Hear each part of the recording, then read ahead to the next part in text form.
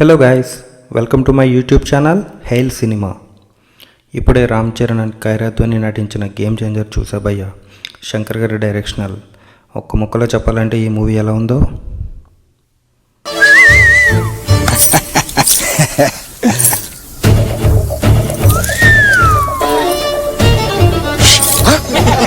Sir ఇది తీసుకొని పెట్టుకోమన్నాడు sir. అది కాదు కుబరాజ్ గారు. నిజం చెప్పాలంటే ఇది శంకర్ గారి డైరెక్షనల్ అనిపించలేదు. ఏదో ఆయన అసిస్టెంట్ డైరెక్టర్ తీసినట్టు అనిపించింది. మేబీ ఆయన మల్టిపుల్ మూవీస్ సేమ్ టైంలో డైరెక్ట్ చేయడం వల్ల ఏంటో తెలియదు, కానీ చాలా ప్లేసెస్లో ఇన్కంప్లీట్గా అనిపించింది. లైక్ ఆయన ఒక పెద్ద హీరోతో చేస్తున్నట్టు అంత కాన్సన్ట్రేటెడ్గా తీయలేదు అని అనిపించింది. సినిమాలో పాజిటివ్స్ విషయానికి వస్తే రామ్ చరణ్. ఈ మూవీలో రామ్ చరణ్ చాలా డిఫరెంట్ గెటప్స్ వేశారు. ఐఏఎస్ గాను, ఐపీఎస్ గాను, సీఎం అండ్ ఎలక్షన్ ఆఫీసర్ గాను, ఇలా చాలా డిఫరెంట్ రోల్స్లో కనిపించారు. అన్ని రోల్స్లోనూ ఆయన చాలా బాగా యాక్ట్ చేశారు. But second half flashback ఎపిసోడ్లోనూ అండ్ ప్రీ క్లైమాక్స్ అమ్మ దగ్గర యాక్టింగ్ అయితే ఎరగదీశాడు. లైక్ ఒక్కసారిగా రంగస్థలం గుర్తు చేశాడు. ఇంకా ఆయన అన్ని రోల్స్లోనూ చాలా బాగా చేశారు. బట్ నెక్స్ట్ లెవెల్ యాక్టింగ్ వచ్చి second half flash back episode ఒకటి, లైక్ మనకి ట్రైలర్లో చూపిస్తారు కదా, ఆయన ఫోన్ మాట్లాడుతూ ఉంటాడు, ఆ సీన్ ఒకటి, అండ్ ప్రీ క్లైమాక్స్లో అమ్మ దగ్గర యాక్టింగ్ ఒకటి. అది ట్రైలర్లో ఎక్కడ రివీల్ చేయలేదు, బట్ మూవీలో అదొక సర్ప్రైజ్. యాక్టింగ్ చాలా బాగా చేశారు. సింపుల్గా చెప్పాలంటే రంగస్థలం గుర్తు చేశారు ఒక్కసారిగా. అండ్ ఇంట్రడక్షన్ ఫైట్ కూడా చాలా బాగుంది. ఆయన సినిమాలో నెగిటివ్స్ విషయానికి వస్తే శంకర్ డైరెక్షన్. అసలు శంకర్ ఈ మూవీ డైరెక్ట్ చేశాడు అంటే, ఒకప్పుడు శంకర్ డైరెక్ట్ చేసిన రోబో, ఒకే ఒక్కడు, ఇలాంటి మూవీస్ చూసిన తర్వాత మళ్ళీ శంకర్ ఈ మూవీతో కంబ్యాక్ అని అంటే మాత్రం అస్సలు నమ్మలేం. ఆ face off between Ram Charan and SJ Suryah కానీ అంత ఇంపాక్ట్ ఎక్కడ క్రియేట్ చేయలేదు. స్టోరీ లైన్ చాలా వీక్గా ఉంది.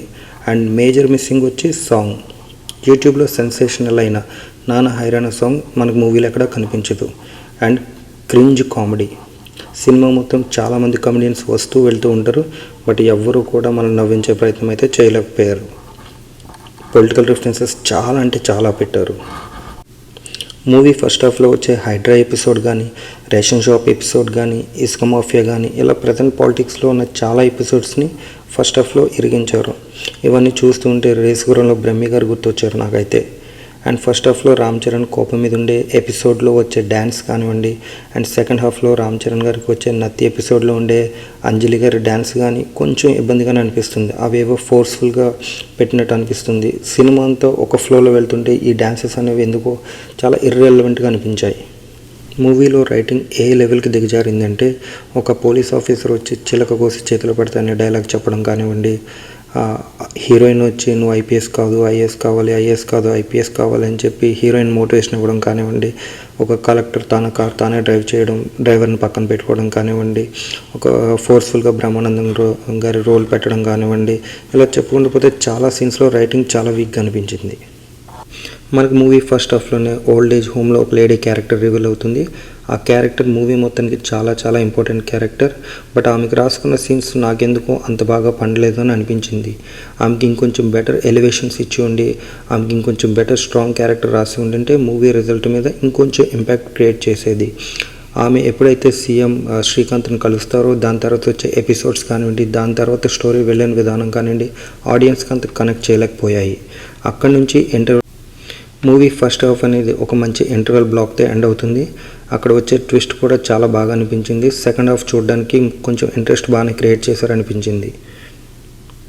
సెకండ్ హాఫ్ పొలిటికల్ డ్రామా అంతా ఎక్స్పెక్ట్ చేసినట్టుగానే పెద్దగా ట్విస్ట్ అండ్ టర్న్స్ ఏమీ లేకుండానే డీసెంట్గానే వెళ్తుంది. అండ్ క్లైమాక్స్ కూడా చాలా అంటే చాలా ప్రెడిక్టబుల్గా వెళ్తుంది. సూర్య గారికి రామ్ చరణ్ గారికి వచ్చే ఫేస్ ఆఫ్ ప్రతిదీ కూడా మనం ఎక్స్పెక్ట్ చేసినట్టే అవుతుంది. అండ్ ట్విస్ట్ కానీ ఏదైతే ప్రీ క్లైమాక్స్లో రివీల్ అవుతుందో అది కూడా మనం ఎక్స్పెక్ట్ చేసినట్టే జరుగుతుంది. సెకండ్ హాఫ్ అంతా సాదా సీదాగా వెళ్తుంది. ఇంకా మనం నటీనటుల గురించి మాట్లాడుకుంటే రామ్ చరణ్ గారు 100కి 200% న్యాయం చేశారు. సినిమా మొత్తం తన భుజాల మీద మోసినట్టుగా నాకు అనిపించింది. ఎస్జే సూర్య గారు ఆయన ఎంత విలక్షణ నటుడో మనకు తెలుసు, వేరియేషన్స్ ఎంత బాగా ఇవ్వగలరో, కానీ ఈ పాత్రలో ఆయనకు అంత వేరియేషన్స్ ఇచ్చేంత స్కోప్ ఎక్కడా లేదు.